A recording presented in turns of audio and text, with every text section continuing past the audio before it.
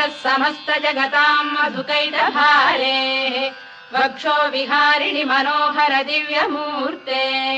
श्रीस्वामि निःश्रित जनप्रियदानशीले श्रीवेङ्कटेश दयिते तव सुप्रभातम्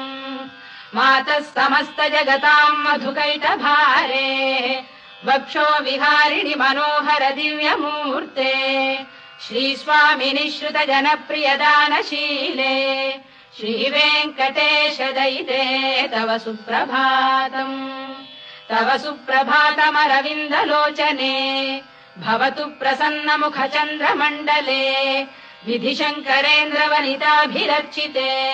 वृषशैलनाथ दयिते दयानिधे अत्र्यादिसप्त ऋषयः समुपास्य सन्ध्याम् आकाश सिन्धु कमला